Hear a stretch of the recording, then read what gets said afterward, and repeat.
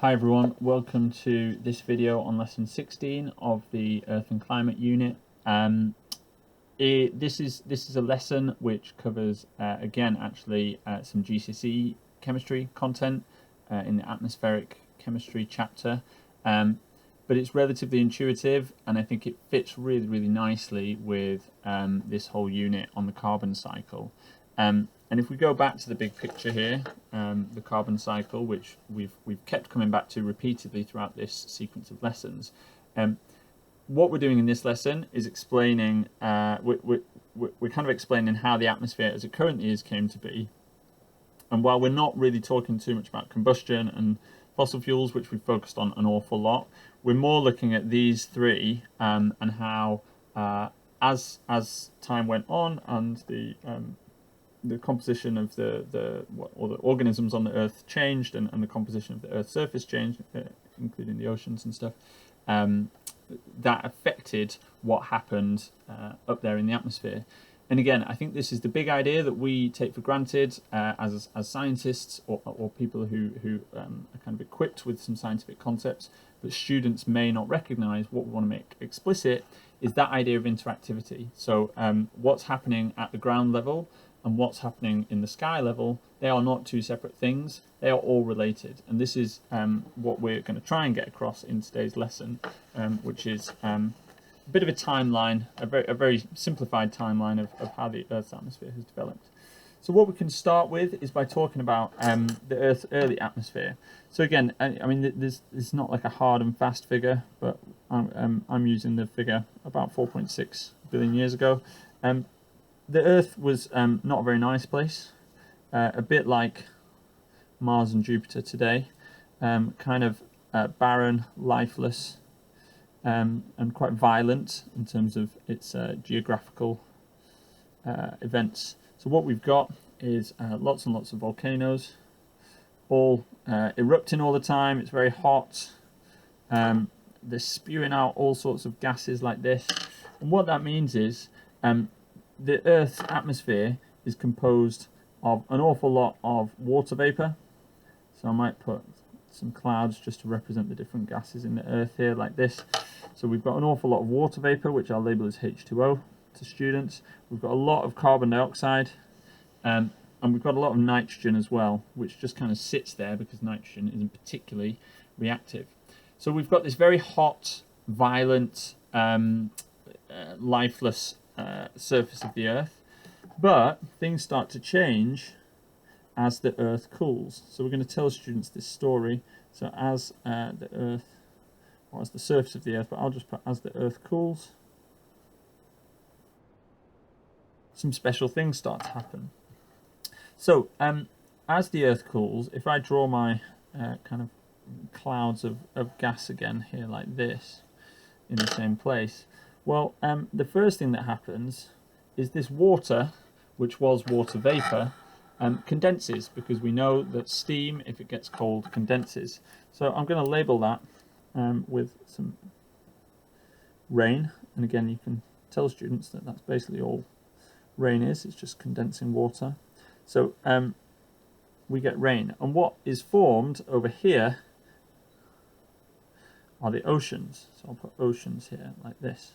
So the oceans start to form as the Earth cools. In terms of what's going on with the carbon dioxide, so if I add my carbon dioxide here, well, there's a couple of things. So firstly, in terms of the oceans, I can add a label here saying as the oceans begin to form, well, some of that carbon dioxide gets absorbed. So I might put CO2 absorbed into the oceans, and the oceans become slightly acidic and they become this big carbon sink where lots of carbon is absorbed, and that reduces the amount of carbon dioxide that's in the Earth's atmosphere.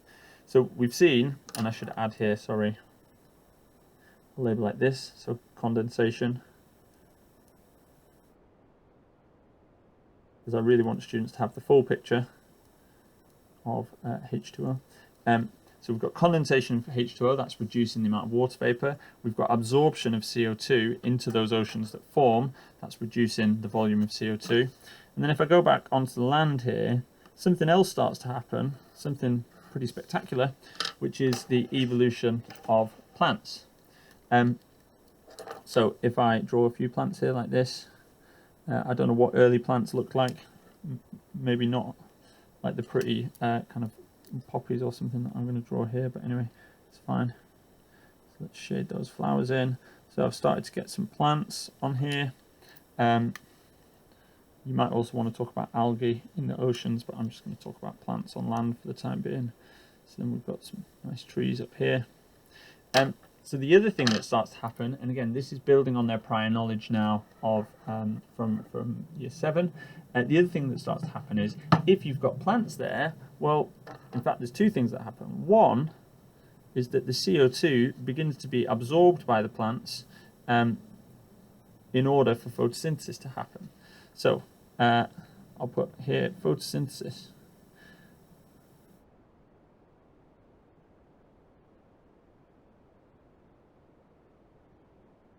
And I'll put removes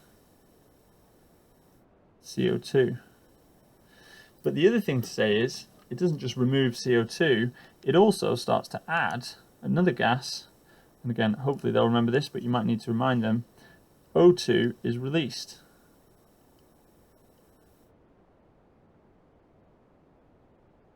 So we can start to add this very small in the beginning, but growing cloud of gases in the atmosphere, which is O2. So we're seeing now these processes by which the amount of carbon dioxide in the atmosphere is decreasing, both from absorption and photosynthesis, and we've got a mechanism by which the evolution of plants has caused oxygen to be released into the atmosphere. And then the final one to talk about is nitrogen. Again, you can just remind students that nitrogen, I mean, there's still volcanoes at this time, I'm sure. I mean, there's still volcanoes now, so I'm sure there were volcanoes as the Earth cooled. And they're releasing nitrogen. And once nitrogen gets into the atmosphere, it just kind of sits there. It doesn't really do anything. It's the kind of, it's the silent member of the gases in the Earth's atmosphere. So you can say that that's just sitting there, even though the composition of the Earth's atmosphere in terms of other gases is changing. So then we can fast forward again, and I'll go all the way down here, and we can put today. So then we can come and have a look down here. And this is just a chance for us to tell students what the composition of the Earth's atmosphere is nowadays. So again, I can do my same split between the oceans and the land. And again, we've still got lots of plants and stuff like this. So in fact, we've got a lot more plants. So maybe I'll draw a few more, and I'll draw a few more trees too. I could draw animals and stuff as well, but I'm actually going to go to my carbon cycle diagram in a minute and show students that to give them the full picture. If I just draw a few plants like this, leaves to my trees. What we have now is an atmosphere which actually is mostly nitrogen, but with a good chunk of oxygen. And what we want to emphasize to students, if I just add some labels here, so this is my nitrogen, this is my oxygen. Actually, carbon dioxide at the moment makes up a very tiny proportion of the gases in the Earth's atmosphere. So this is very, very tiny, the amount of carbon dioxide. And you could add as well that there's a few more gases which we've not accounted for, a bit more than the carbon dioxide. These are mostly argon, and then some other inert gases as well. But what we really want to draw students' attention to is that it's mostly nitrogen now, about 78%, it's about 21% oxygen, only 0.4% CO2, but we can emphasize to them that this is increasing. And the reason it's increasing is because, here we can come back to our big picture that we've come back to, or that we've been exploring in every single lesson in this sequence. Why is it increasing? Well, now we've got this balance between now animals have evolved, so respiration is bringing the CO2 back in. But the main thing that's happened in the last 200 years is we found fossil fuels, we've been digging them up, we've been burning them like crazy to live these wonderful lifestyles that we live. But what that's doing is upsetting the balance. So if we then compare this diagram showing how everything links together with this one here, we can say, well, this volume of carbon dioxide in the atmosphere is increasing. Final thing that we should say is my diagrams might be a bit misleading. What we wouldn't want students to think is that there's kind of a cloud of oxygen over here, a cloud of nitrogen over here. Obviously, obvious to us, this is all mixed up, but it's worth stressing that to students. This is just a bit of a representation of the composition of the Earth's atmosphere, just to show the relative proportions. But yeah, in real life, all of the gases are spread kind of evenly throughout the Earth's atmosphere. That's just one final thing to say. Okay, so now students have got a sense of, we've looked loads, if I come back to my big picture, we've looked loads at the decomposition and the formation of fossil fuels and how they're burned. We've looked at different ways of that they're used, so in cars, in generating electricity and so on.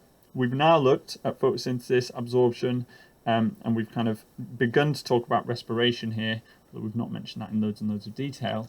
And what we're going to do next is start to bring this all together and really get to the heart of this scheme of work, which is about climate change. So in the next lesson, we will start looking at the greenhouse effect.